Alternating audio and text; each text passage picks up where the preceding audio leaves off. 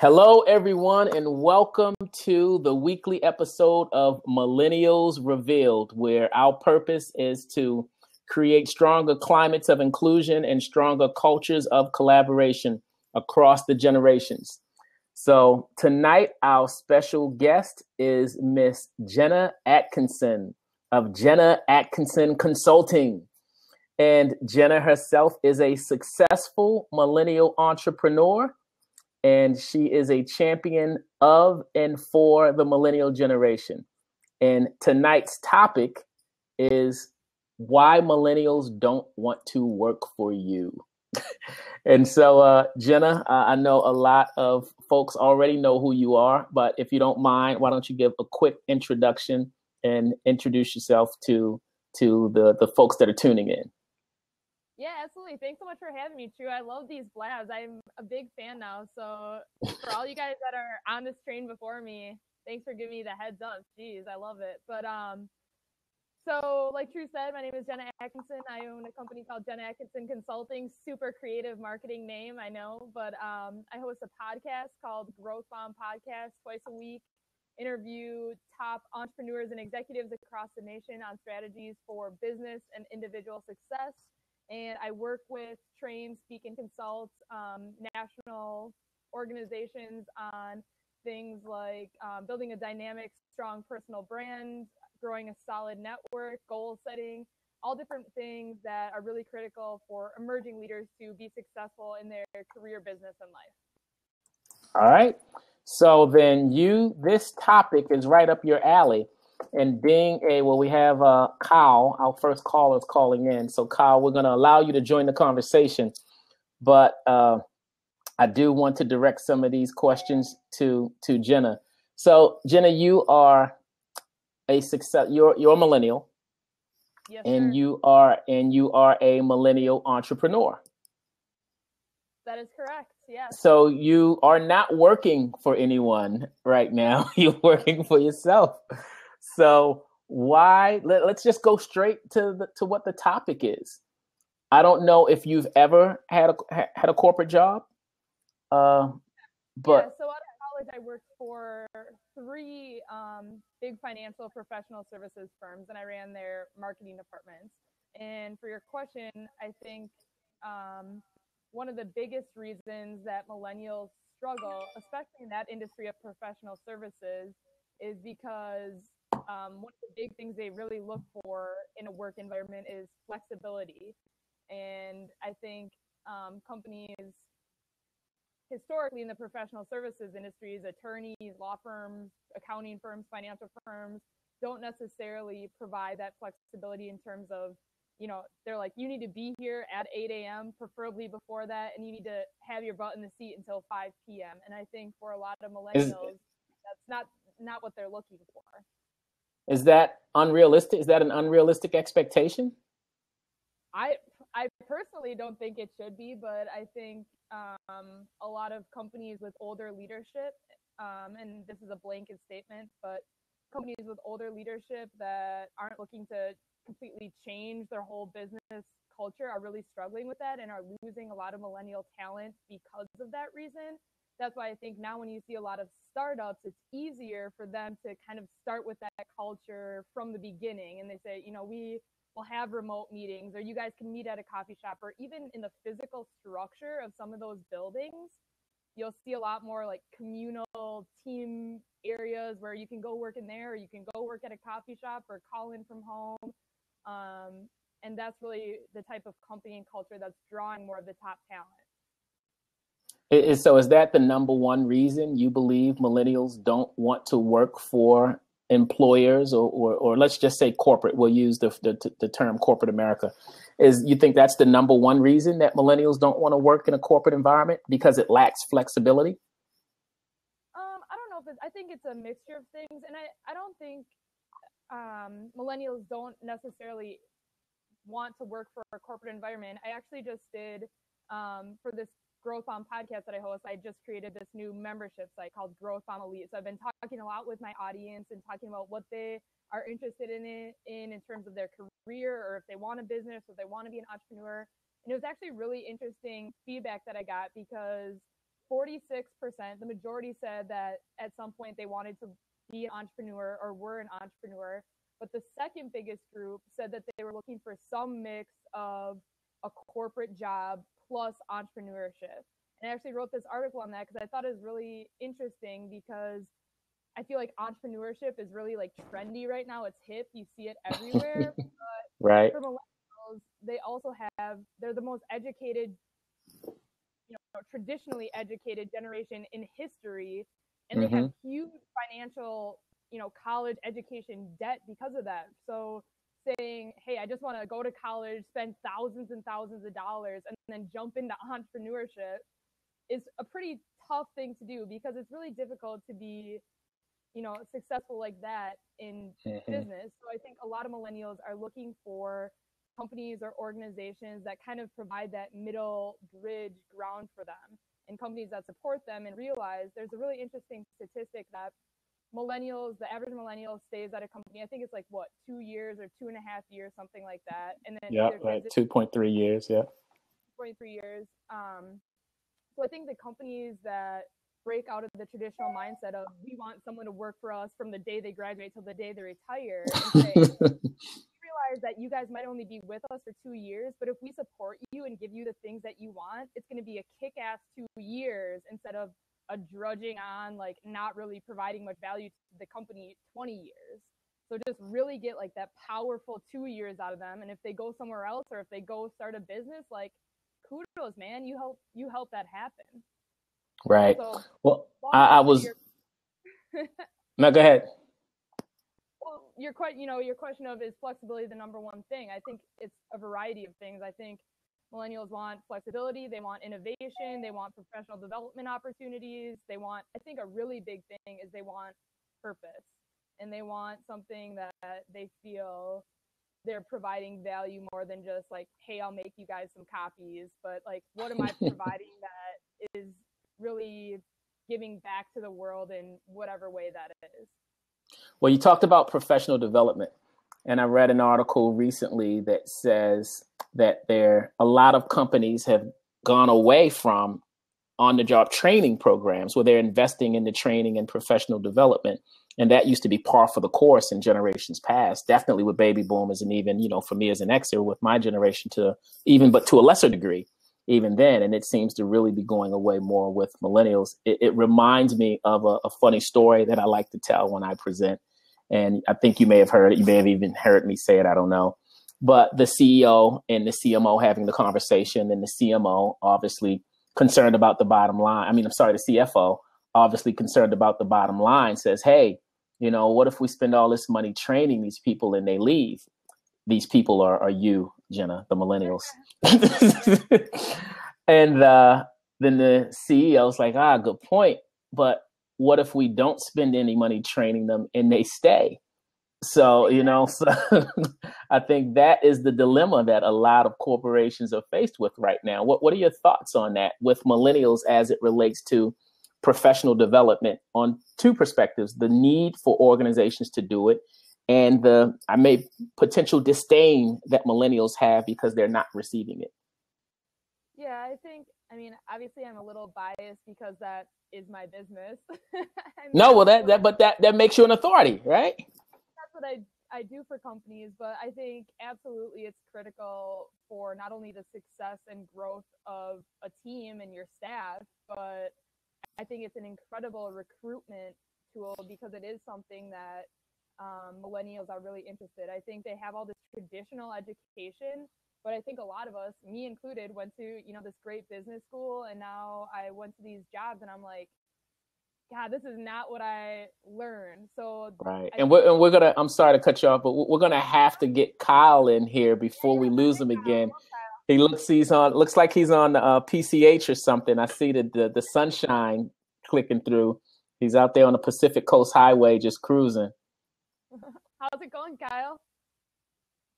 Kyle, can you hear us? Kyle, please don't have an accident. Kyle, can you hear us? No? You can't hear us? No, it must be bad reception. He's traveling. Looks like he's in the car. But you were saying, so it's it sounds like it's a bit of a challenge or a frustrating point that training is not happening, and that's where you throw on your cape, your superhero cape, and you come in and save the day. Yeah, and it's actually really interesting. So when I was still working for this financial firm, I talked with a bunch of the partners and was really like open and honest with them, like, hey, my goal eventually here is to start my own business, but I'd love for you guys to be a part of that, and I still want to, be as valuable as possible for you, however I can. And so I was asking, one of the partners in charge of our office here in Madison, if I was a business, you didn't know me separately, what would make you want to spend this company's money in that type of training or investing in your people? And I thought his answer was really interesting since he was an older partner, late 50s or whatever, typical executive at a firm. He said, what would make me want to spend the money is if someone in your position, my position at the time, or a younger person on my team came to me and said, hey, I found True stuff online. I've been reading all of his free stuff. He also has a course or he does training. And I think it would be so valuable for me if you could get True to come in here. I could get True's program, whatever. So basically, what he said is, it's not the executives anymore going out and like hiring these corporate trainers. What really makes the purchasing decision is the younger professionals identifying something they think would be really beneficial, whatever their style is or whatever area they help in, and then going to their manager or their boss or whoever and saying like, would you support me in this? And the majority of times when that's happened, when I personally have worked with younger people and said, this is the investment for coaching or for training or whatever, and they say, okay, let me ask my boss, the majority of times their boss is like, okay. If I just go to the boss and I'm like, hey, your younger people need this training, they're probably like, yeah, but I don't know. So I think the younger people in companies need to show that initiative, and then executive level people are willing to, for the most part, reward that ambition, I guess, and help, finance whatever training they find. So, and to throw a baby boomer reference your way, although I'm not a baby boomer, you may not even get this. Is what we have here a failure to communicate? Oh my gosh, I think I think it is a little bit, because I think it's a transitioning point where, kind of like you said before, for baby boomers that was the norm. There was corporate training, and I think something that's sad is that the amount invested in training and development in a company is a lot of times really strongly correlated with the economy and how business is going. When the economy is doing well, companies are like, yeah, baby, let's invest in training. We have this right. And when the economy is not doing so well, that's one of the first things to get cut, kind of along with some marketing initiatives, which is totally the two things you should keep investing in when things are going poorly. But a lot of companies make that big mistake. So I think, I think a little bit is communication, because baby boomers never really had to ask for that, but now they're kind of expecting that millennials ask for that. So right. That are really ambitious and know what they want, I think it's an easy ask, but a lot of millennials maybe don't know how to go about that in the right way.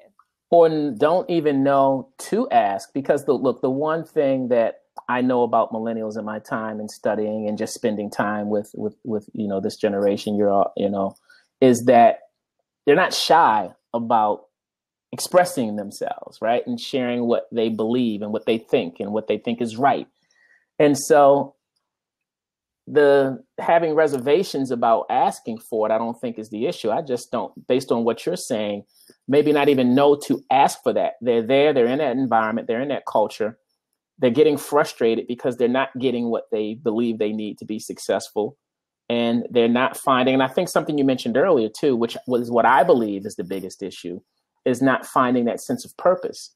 And so they're out of the door every 2.3 years, right? Now, what are your thoughts on that? Can that be healthy for long-term career success? That revolving door every 2 to 3 years? I think it depends. I think it depends a lot individually on the person. I mean, I'm a big fan of the book Lean In, and I think it's one of the biggest one of the concepts I really like in that Sheryl Sandberg talked about is how, the corporate ladder used to be like this, and it was, you start here when you graduate or whatever, and you put in the work and you put in the time, and slowly, every 2 years you get that promotion in that company, you get that pay raise, you get that increase in benefits, and all of a sudden you're at the top, and then you retire. Well, that's not guaranteed anymore. That's like that's incredibly rare and unlikely. So instead of the corporate ladder being like this, now it has to be like this. So millennials need to kind of make those jumps and make that career path where they're kind of taking those leaps up like this, instead of just, riding the escalator up one layer at a time. So I think if they're focused, if they know what their long-term bigger goal is, and you're not just like, oh, I'm working at Applebee's, now I'm working at the bank, now I'm working at you're just like jumping to every 2 years because you're bored, of course you're not going to be successful then. But if there's strategic jumps every 2 years, either within your same industry or, to a better opportunity, then yes, I definitely think that's a possible way for success. All right. Well, I think I can hear some ocean wind. So I think we have some connectivity with my man Kyle this go around. Kyle, can you hear us now? Yeah, I can hear you. Can you guys see my video at all? Hey. No, we see you, man. Looks like you're on the PCH. Cool. Yeah, man. I am actually driving from Vegas at a stop out there. And then I'm driving to San Diego to Digital Marketer Conference down there. So, yeah, I'm excited. Jenna is a rock star, by the way. And True, it's great to meet you. Hey, great to meet you as well. Thank you for calling in. Yeah. Kyle, real quick. I don't know if you've been listening, and I'm clearly you know the topic. I'm assuming you know the topic. But why don't you give us a quick introduction of yourself, who you are? Are you a millennial? And yes, I am. Okay, great. So why don't you introduce yourself real quick and what you do? All right, guys, I am 29, so I am a proud millennial. I love our generation, and I think we're doing some pretty amazing things. I think we have a lot in store left to go. But, guys, I own a company called Digital Conversion Labs. Actually started back in November, but did work in big corporate for some time, too, as a consultant. But we help turn conversations into conversions. We focus on digital marketing and digital media strategy for clients, and are launching our own programs and services online, too. Similar to Jenna, actually been helping Jenna out with some things. Yeah. So I'm excited to get to know you guys and to share some of my thoughts. I think this is a pretty important topic, and I like where you guys are going with it. Well, okay, so you know the topic. Why don't millennials want to work for you? And I do something similar. I work with organizations helping bridge that gap, right? So this is something I hear about often. So I'm very curious to hear from yourself and Jenna. Why? So you're both millennial entrepreneurs. So you both have made the decision that I don't want to work for you, whoever you is. So Kyle, why don't millennials want to work for these organizations? So I can just attest from personal experience working for a big consulting company, working with large clients. Personally, I think it wasn't a cultural fit. They don't really, at least the organization that I worked for, bless their hearts, but they really did not have a grasp on what we value as a generation. Things like freedom and productivity, and not sticking to a 9-to-5 schedule. And as a consultant, billing 40 hours a week, it's important to bill your hours. But also at the same time, I'm of the thought process with technology and relational building and social media and all these different things that we have, these tools and resources we have at our fingertips. I'm working smart, not harder, working smarter. My dad worked hard. He worked 39 years in a factory at GM. And I think for a lot of companies today, they don't have a true grasp on what our generation values and what we want to embody. And even things too, like from a company strategic standpoint, we value things like giving back, like for purpose businesses. And I worked as a large, corporate consultant, tearing apart companies and shipping jobs overseas and things like that. And it had its perks. I got paid well, got to travel on somebody else's dime, meet lots of people, but it didn't align with my values and my beliefs. And I can speak just for myself, but I think from our generation, I'm sure Jenna can attest that, we've grown up in a different time. And we have different values and beliefs that we embody. And I think we know right away, because of social media, it's given us that perspective, that truth, that if we go to work for somebody and they don't embody that and show that right away, we are completely turned off and disenfranchised. And we are looking for that next opportunity, not because we want to switch from job to job to job. Right. It's because we don't want to waste our time. That's kind of my perspective on it. Okay. So it sounds like there's a shift that's taking place, a bit of a paradigm shift that's taking place, and a lot of older generation leadership just either hasn't recognized it, hasn't caught up with it, or is just too stubborn to make the adjustment. Is what sounds like it's happening. Yeah, it's really interesting because I heard you guys talking about, before I couldn't get on the video, the fact that, for Jenna, for example, is creating information and creating actionable insights so that large companies and organizations of any size, for that matter, can use to train their employees. Mm-hmm. And when I was working large corporate consulting, they were trying to shift their model to help educate us. What the training and everything else they were providing was so stale. I remember flying into Chicago for some training, and literally we were all like looking at each other like, this is crazy. Why are they wasting their time and energy? Bless them on this. But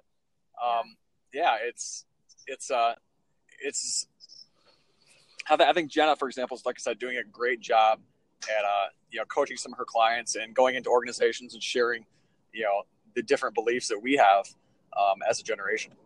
Got you. Well, I want to give Michael, I think we have another guest, Michael, that's called in. Michael, you feel pretty caught up? Well, we just lost Michael, so I guess he had a bad connection.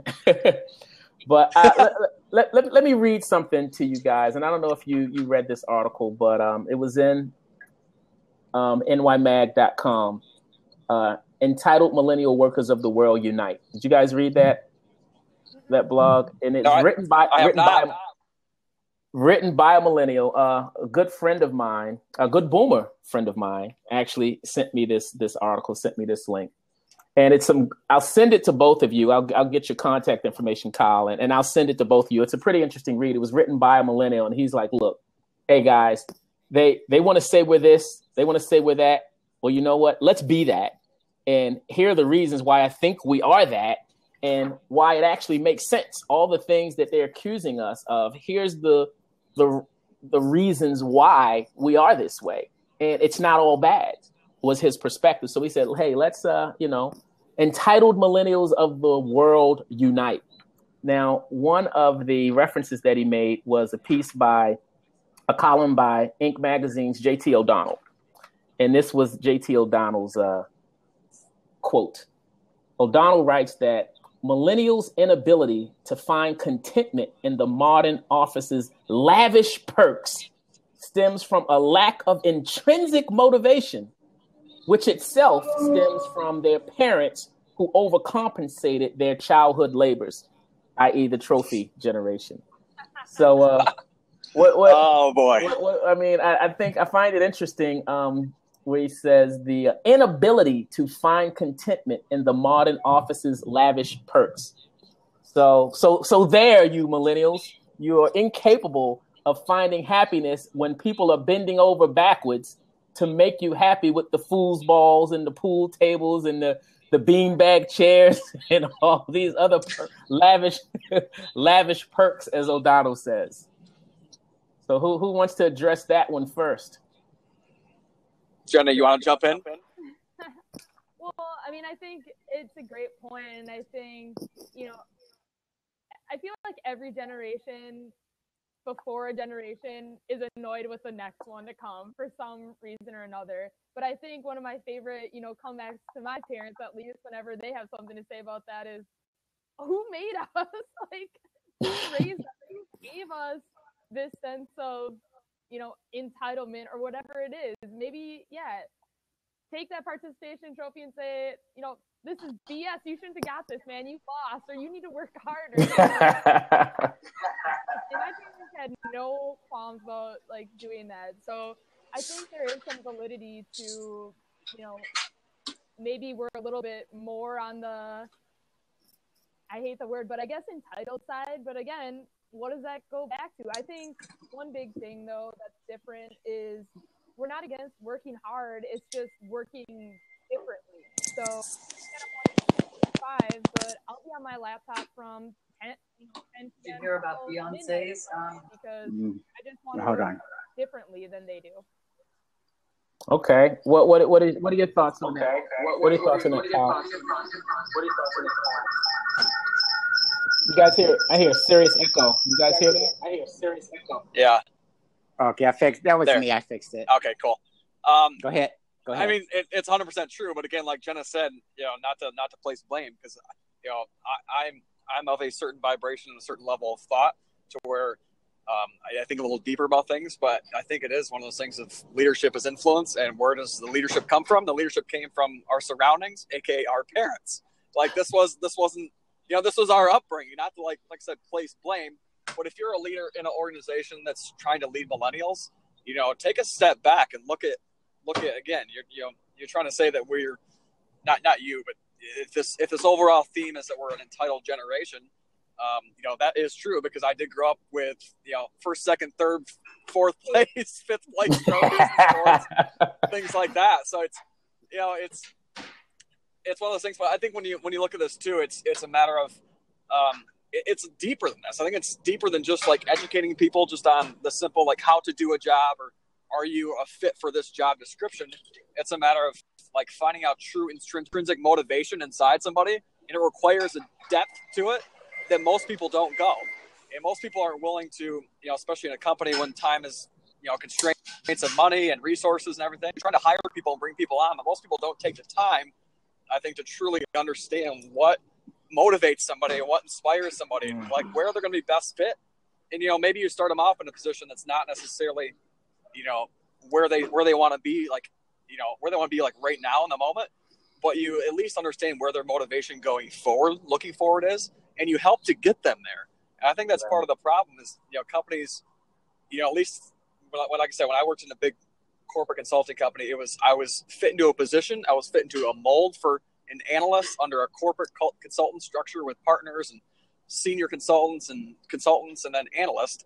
And, it didn't fit my personality of being more outgoing and being somebody who likes to work with the clients. And yet I have to sit just behind my laptop and crunch numbers when there was, somebody next to me, like one of my friends who loved the crunching numbers. Right. So I think you need to look at the deeper things, not just like the very, the initial layer of when it comes to hiring and, building a team. Well, that's what I like to call getting people in alignment with their assignment. That's all. I love that. Right. That's great. So Monty, is that right? Did I get your name right? I don't want to call you Spy Gadget Rental. Oh, I'm sorry. No, Monty. Monty. You can call me Spy Gadget. No, I recognize that name, Spy Gadget. Trust me. Okay. So people say Spy Gadgets, and I know who they're referring to. Is your name Monty? Right. Exactly. Okay. Well, Monty, thank you for calling in. Appreciate you joining in. I saw your question or comment earlier that you said you never have a problem hiring millennials. So why don't you do a quick introduction? Tell us where you're from, what generation you represent. I don't know if you represent the millennial generation or not, but let us know where you're calling from, what generation you represent. Yeah, I'm from California, and I represent the boomer generation. I hired some millennials. I run a spy gadget company. We focus a lot on gadgets and technologies. And I think that's probably one of the things that allows me to talk to millennials and relate to them and bring them on board rather quickly and easily. I think that generation, the millennial generation, just like Kyle right now, he's driving his car, right? Heaven forbid he should get into an accident. But I think the millennials, they take a look at the world a little bit differently. They look at technology first in terms of what all they can do with the smartphones and the fancy gadgets, the iPad, iPod, all these things, right? And they got 900 things going at once. And sometimes, as Kyle mentioned, typically corporate America takes an individual, as you pointed out, also true, when you try to just fit them into a particular type of job that you think they should be in, because it's a certain mold that we try to put these people in when we hire them in corporate America. It doesn't always work as well, because they're looking at how why can't I use my technology? Why can't I use social media? Why can't I do all these other things to improve this job and make it more efficient? And I think that's what a lot of the millennials liked about the way I brought them on board. I told them, look, here's a laptop, here's your phone, here's a payment processing application app on your phone. Go out there, talk to the customers wherever you find them. Give them my products, rent them out, sell them to them, whatever you go out there on your own. You're on your own, So basically. you're giving them and I'll pay you the freedom that both Kyle and Jenna were talking about, and you're also allowing them to leverage technology, which is something a native language, a language they love that's that native, technology, right, to this generation. Exactly. Okay. So. Right. They love the idea of using those tools, and we can't really deprive them of the tools because they had those tools very early on. All right, and it sounds like you're having success with that. Okay, so I mean, I think that speaks to taking the time to understand what matters to the people that you're bringing on board, because where some people may say entitled or selfish or the selfie generation, all of those things, but you made a good point earlier, Jenna, when you said you'd work around the clock. Right. So I think that throws the lazy stereotype out the window. And it's been my experience that millennials want to be connected. And I say this all the time, they want to be connected to their passion, their purpose, and people. Right. And that the passion piece is what I think frustrates a lot of boomers, is because they were of the school. Look, just do what you got to do. I don't care how you feel about it. Just put your nose to the grindstone and be unhappy for 20 years if that's what it takes to be successful, however you want to define that. And I find that millennials just want to find something that they're passionate about, and then they'll work around the clock if it's something that they're passionate about. So and I think our job, can I say one last thing, and I'll leave it to you guys. I think as business owners, we need to give the millennials a framework by which to operate in, because it's not enough, I think, to just say, look, this is a task, go out there and do it. And we don't give them a framework. It kind of reminds me of some of the big name celebrities, the child actors who blew up overnight and then they self-destructed. Why? Because the people who are responsible for bringing them on board and helping them accomplish so much celebrity didn't keep them occupied. See, the boomers have a lot of energy, a lot of get up and go, but it has to be channeled. It has to be directed. And I think the vision of the business owners has to be such that the millennials know within this framework, this is how you're going to operate. And, we want results, and we go out there and get the results. That's important. But at the same time, try to restrain some of that energy and channel it and make sure that they don't self-destruct just because they're all over the map, So just keep for whatever that's worth. That's my 2 cents. Okay. No, well appreciated, Monty. Thank you so much for calling in and sharing that. Okay, appreciate it. Good luck. All right, guys. So it's interesting. What I haven't heard from either of you right now is, and a seat is open if anyone anyone in the chat room wants to call in and share your thoughts and perspectives. Please do. But it's not about the money, huh?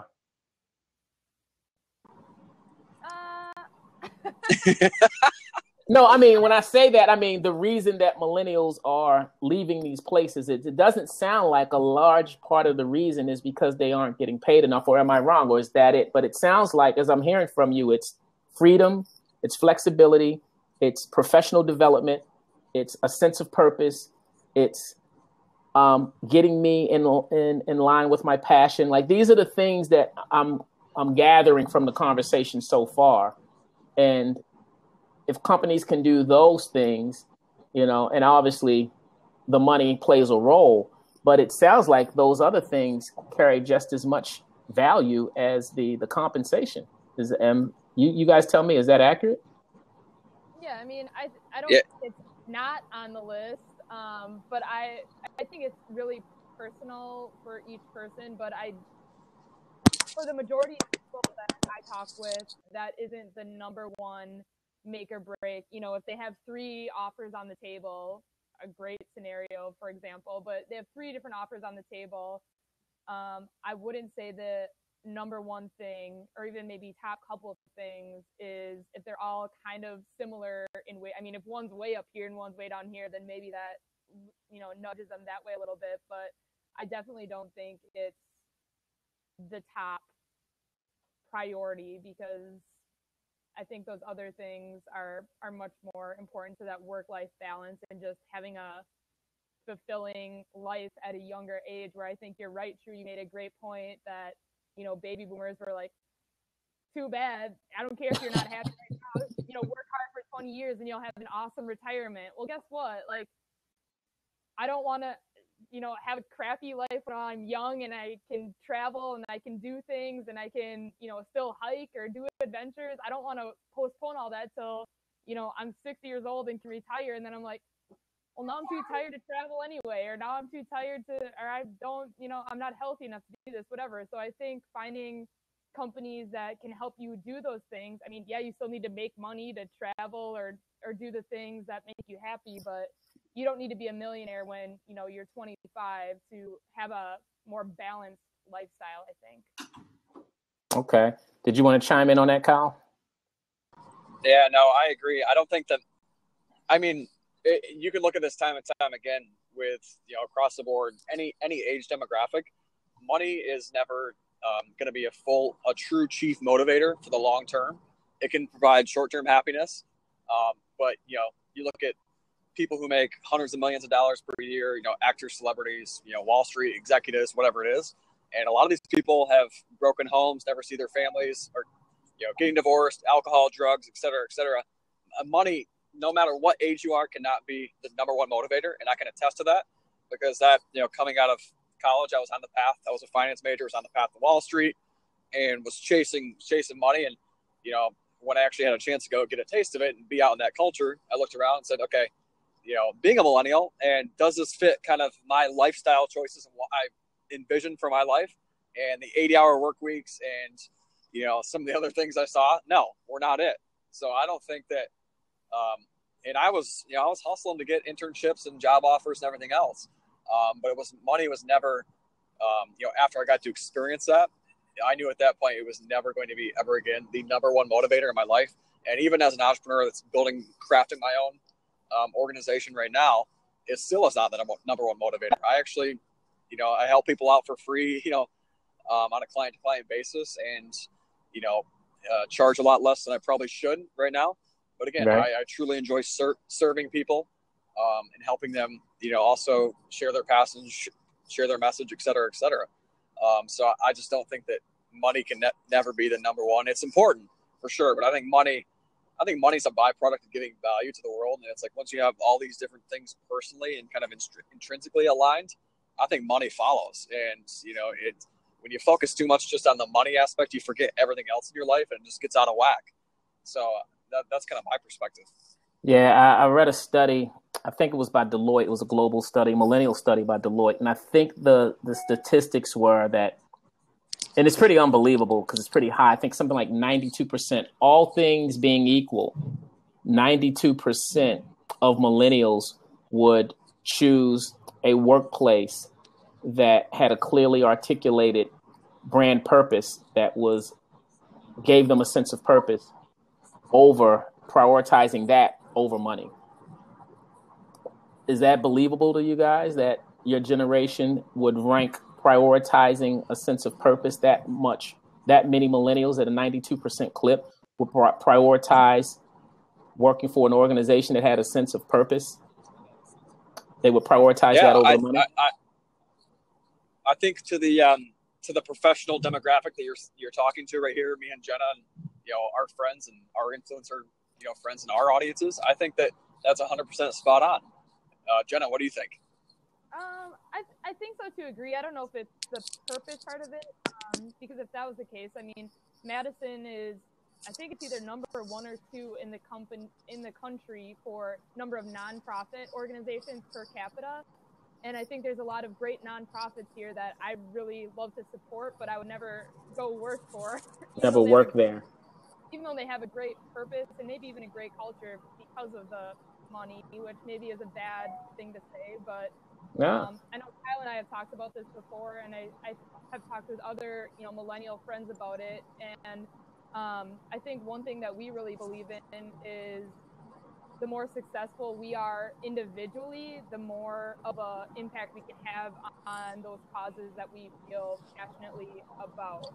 So whether or not, I really need to feel strongly about a company's purpose to work there, I don't know. That's a little high to me, but I think finding purpose in whatever you do make money to then give back to maybe some of those other causes in a larger way is important. Does an organization having a purpose, a clearly articulated purpose, make a difference? Do you think organizations having a clearly articulated purpose, would that serve as more of a magnet brand strategy, if you will, to attract millennials? Because a lot of organizations you can see, and I'm only asking because this is something that I've heard from conversations with millennials, you can see that they have their brand mission, their brand vision, maybe even brand values, but not a whole lot have a clearly articulated purpose. Do you think that would help in making companies a little more attractive to the millennial generation? I think what's more attractive to me than being able to articulate it and having the, shiny plaque with the mission and vision and whatever on the wall, companies that are actually like walking the talk. So I can think of a lot of great examples of companies like in my local area that come to mind now that I'm like, wow, they have a great purpose. And do I necessarily know what their mission or vision is? No, but I can tell by, the way they interact with their team and their employees and the things they do in the community that, hey, that's a really solid organization that, if I was looking for a job that I would get into that. So I think it's a difference between articulation of, brand or company or organizational purpose versus actually walking the talk and showing, hey, this is what we're all about in addition to the product or service that we're providing. Got you. So there are clearly, excuse me, a lot of gifted and talented millennials out there, right? Why are organizations struggling? It bodes well for me, quite candidly, right? But why are so many organizations struggling to recruit and retain top millennial talent? I think, well, actually, I'm just reading this book. My lovely husband just saw one of my favorite guys, Jason Dorsey. You guys know him? Mm-hmm. Yeah. He just wrote this new book. I'm actually reading it right now. Why Size Your Business, it's called. And it's all strategies on how to better do that, how to attract and retain and recruit top millennial talent.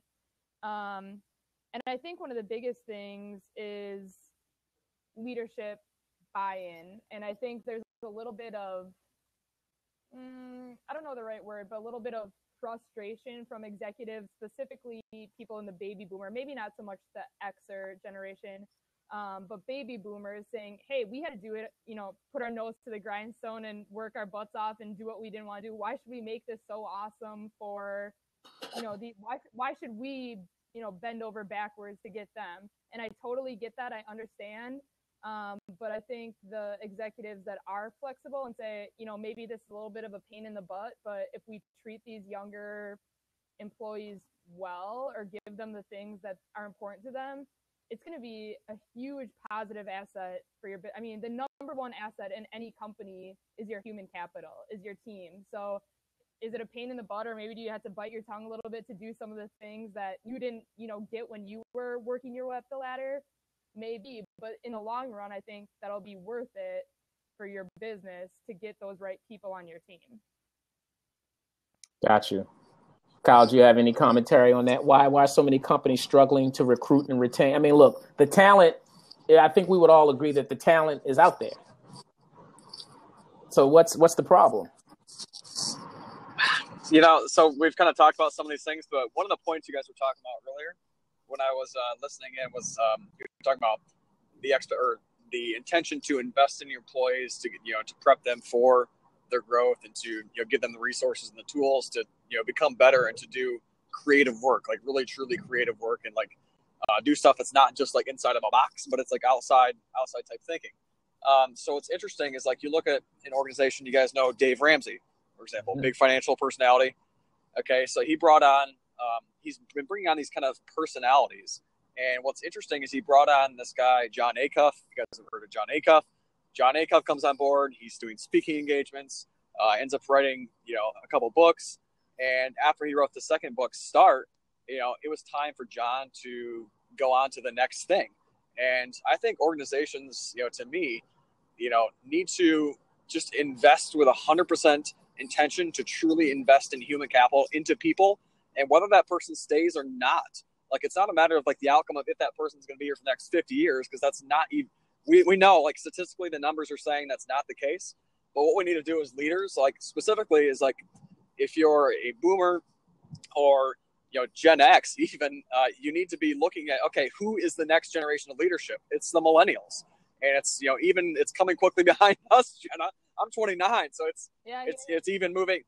You know, my nephew is about to be, he'll be a senior in high school next year. So the next generation is even coming behind me already. So it's, if they want this like handoff of leadership to happen and they want to go live their retirement that they've worked for X number of years, there needs to be a paradigm shift. They have to be willing to invest without the expectation that we're not be here, you know, a year from now, but that's okay.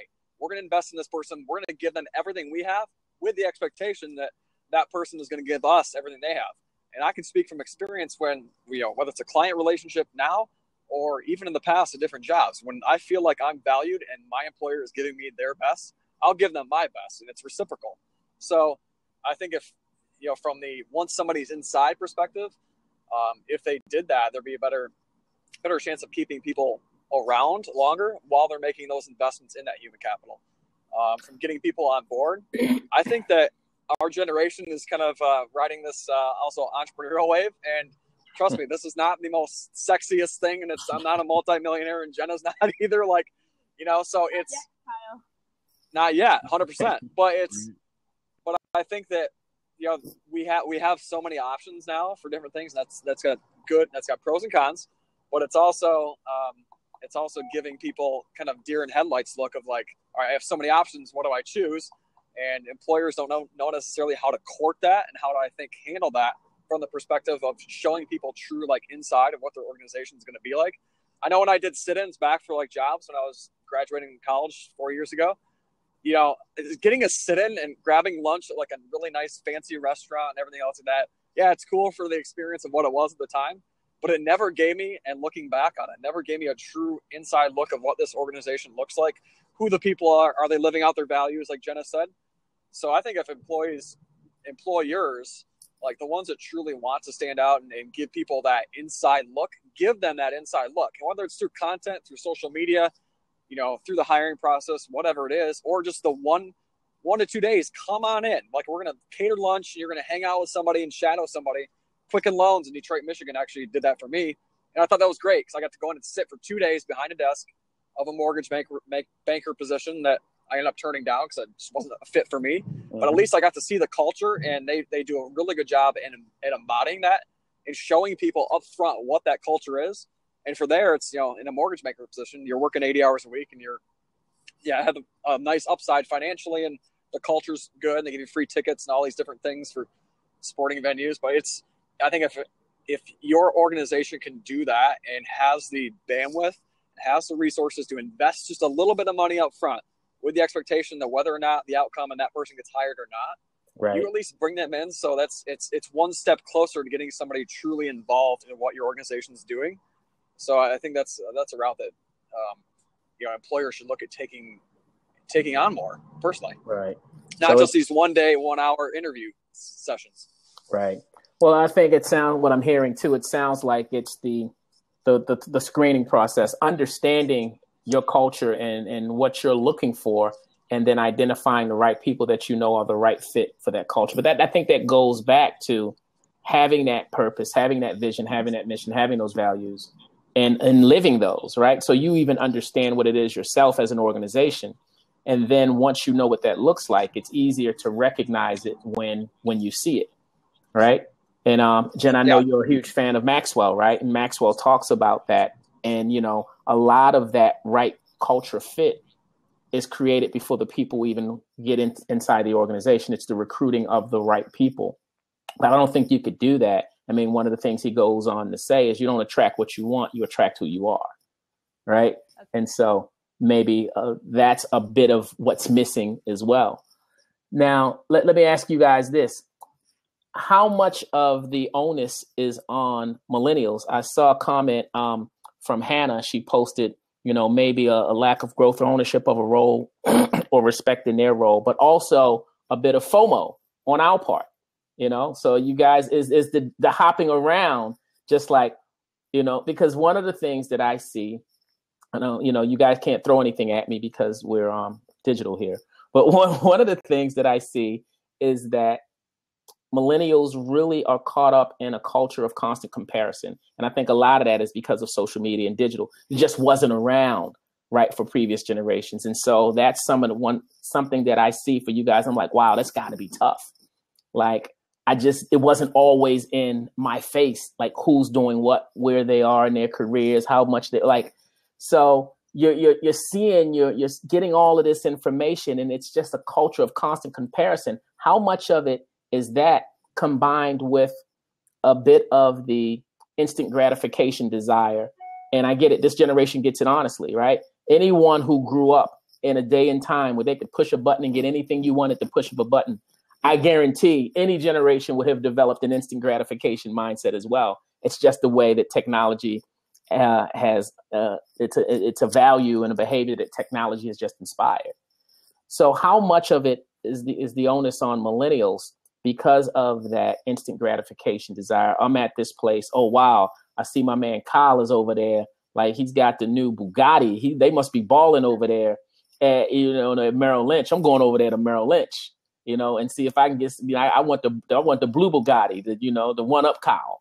You know what I mean? How much of it is that?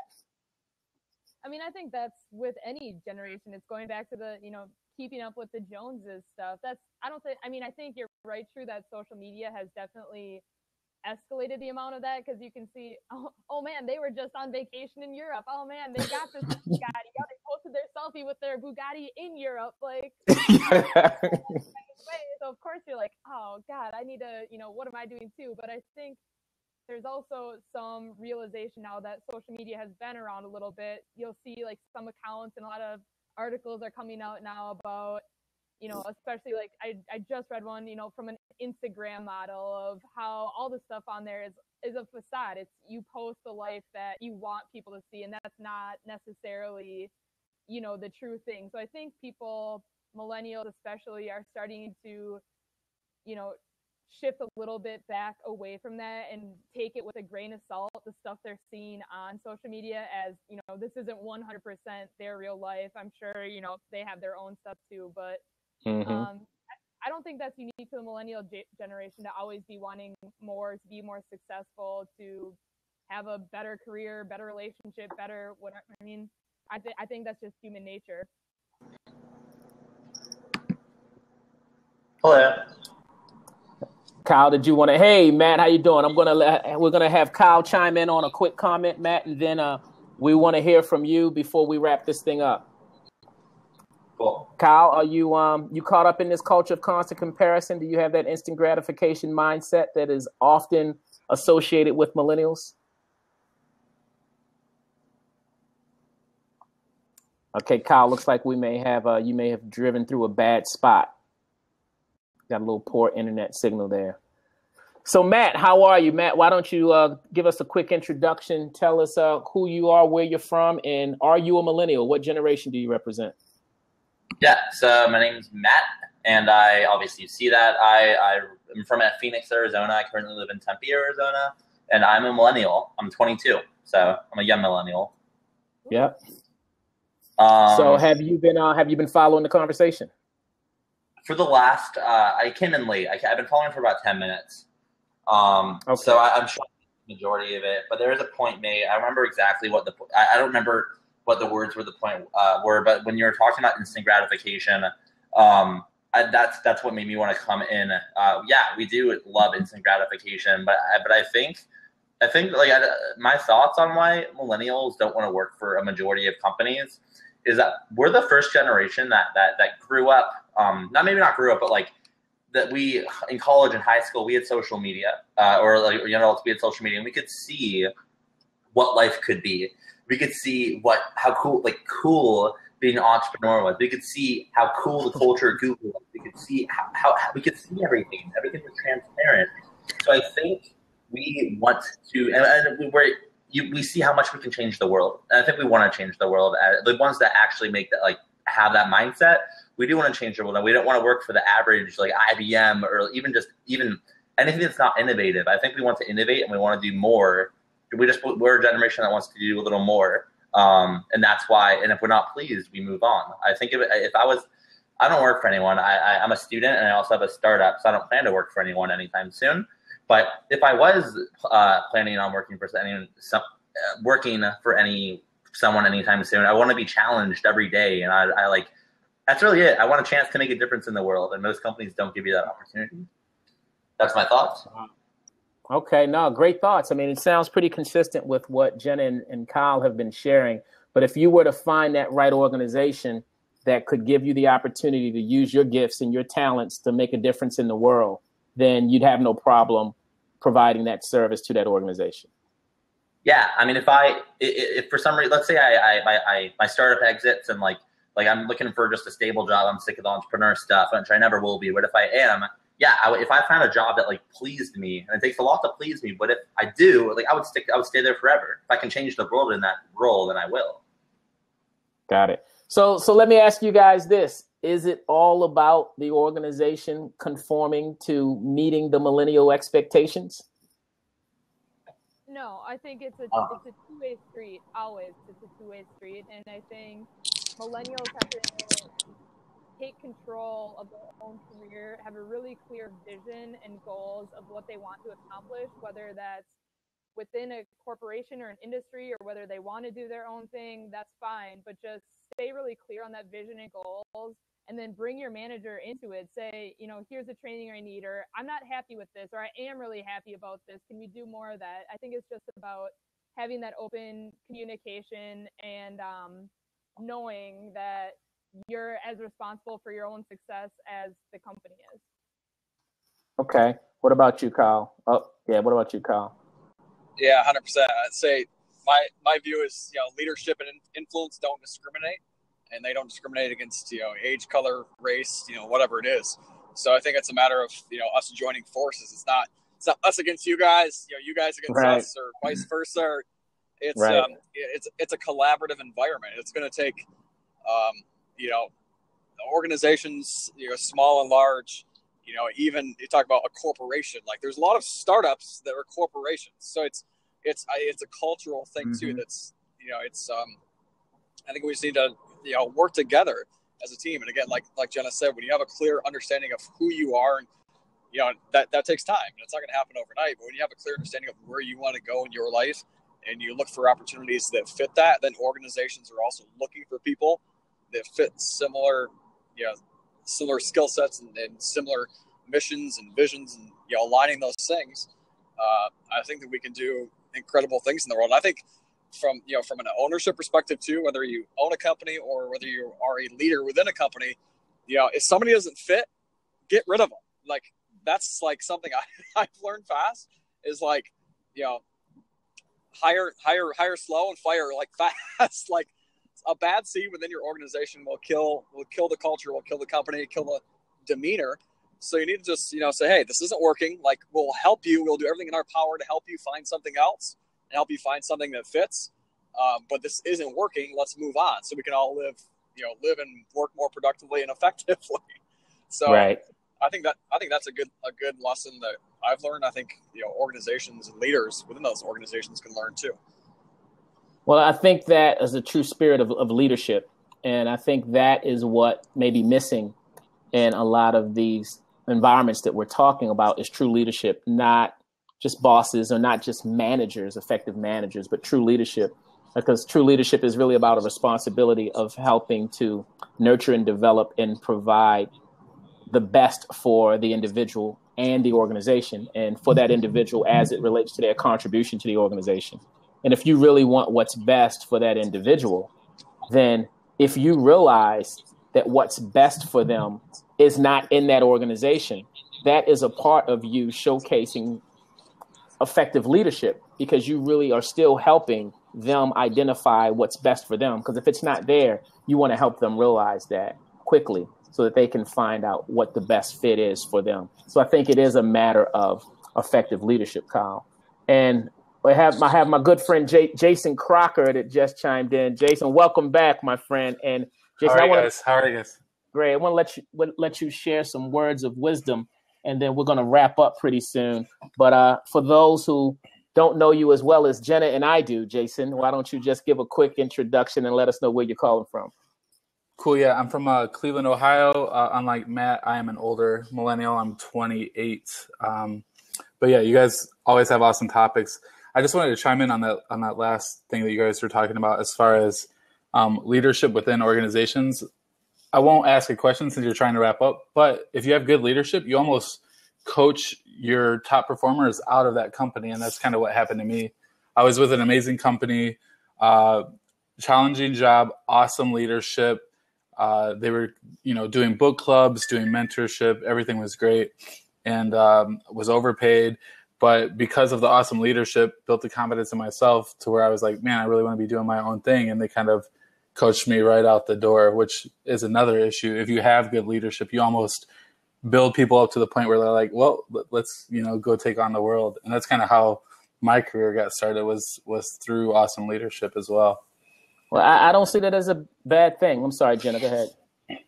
No, it's not. Yeah. I agree with you, True and Jason, because that's exactly what happened to me too with the corporate career. And my boss was the one who brought me in one day. Is like, dude, you're ready. Like, yeah. But I think it's still a win-win for the company because I'm still because of that, I'm even a bigger supporter of their business now, sending them referrals, hooking them up with opportunities, finding ways that even though I'm not an employee of theirs anymore, that I can still provide them a ton of value because of the things that they supported me in doing. So if you can keep doing that and have, a wheelhouse of people that maybe don't work for you anymore, but are like repping your brand, finding opportunities, sending you referrals, and you can continuously do that, like, hell yeah, I'd want a new staff every 2 years if I knew the two, people leaving every 2 years were going to continue adding value without me paying them a dime anymore. So I think yeah, perfect. Yeah, absolutely. And there was a question, like somebody was asking how to retain millennials. Like that's almost not the goal. You almost want an environment where you attract the top millennials to be there for 2 productive, awesome years. And then, like you said, leave on a good note. And then the word of mouth spreads and you get other top talent that want to learn and grow through your organization. So is that the new normal? So is the CEO of a Fortune 500 company, should I be telling him, hey, look, man, 3 good years and that's a win? I think yes. From my experience, I would say yes, too. I mean, because I know what I did for the company. I was with them for 4 years. I feel like 4 years is a long time. And it was 4 good years. And, like you said, I'm their biggest cheerleader. They are my biggest cheerleader. I mean, they refer me clients all the time and likewise. If you can do that and end on a positive note, like a win-win, I think I don't think the staying with the company for 20, 30, 40 years is a thing anymore.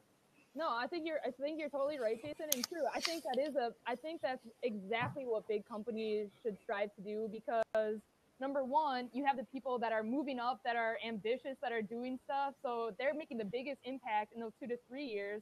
The people that are there for 20 years, just living like the status quo, doing, their checklist every day, coming in, checking stuff off like a drone and leaving. You don't want them anyway. That's like the least worst thing for an innovative company. You're not going to be innovative. You're not going to have new ideas. You're not going to have people pushing the boundaries because you just have the people coming in and doing their checklist and then, heading back home. So I say definitely get those people in there for and new innovative. Hey, Jonathan, I think that might be just came on. I think you might want to turn down the volume on your the speaker or the volume or something. Sure. Yeah, we're getting some feedback. All right, is that better? It's a little better. Maybe turn it down just a little bit more. It's a little better. Actually, give me a moment. Okay.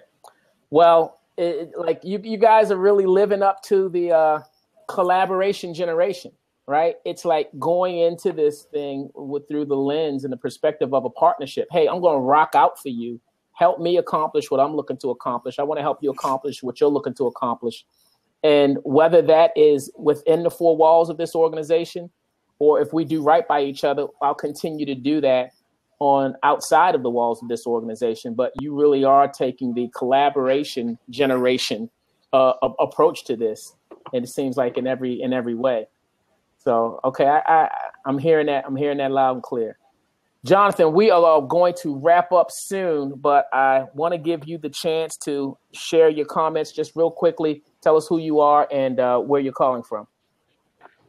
Sure. Yeah, my name is Jonathan Cooper. I am from Philadelphia. I am a millennial, even though I don't look like it. Look like it. I am a latter millennial, so I barely made it in. Just want to share one thing. If it wasn't shared earlier, one reason why I believe that millennials they usually don't want to work for other people is because most of us were taught that if you go to school, get a good education, you'll get a good job, you'll be able to retire. And we've seen, especially with 2008 and 2009 recession, that a job isn't guaranteed. So now we're looking and saying, okay, I necessarily don't want to work for somebody for the rest of my life. And I know that's not a guarantee. And some of us have seen our parents work at jobs where they weren't satisfied, but they did it just to make ends meet. And we realize that life is too short for us to just work at somewhere where we're miserable. We want to live our life to the fullest. Gotcha. No, really good point. Really good point. And it's not about deferring that happiness to later in life. This is a generation that believes and expects to be happy now. And why not? Yes. Right? Well, look, these are my key takeaways from what I've learned from my Millennial All-Stars this evening is that what you do is no longer as important as why you do it, nor is it as important as where you do it. There used to be a time when you wanted to work for the name brand organization, whether that was P&G, whether that was IBM, whether that was Unilever, whether that was Nike, whether, the name brand organization meant something. Merrill Lynch, you know what I mean? Pfizer, like you wanted to work for that organization because of the name. But what I'm hearing, there is a paradigm shift, as Matt, or as Kyle referenced earlier, and it's more about why you do what you do. What you do, Mr. Corporate CEO, isn't as important to me as why you do it. And just because you've got a big name on your front door, as long as I'm doing what I love, it really doesn't matter to me where I do it.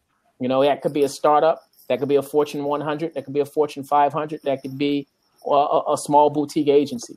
And so it's really about helping this generation get in alignment with their assignment, take the time to identify their passions, but be clear about what your organization represents and take the time to identify the right fit for your organization prior to even bringing them in the door.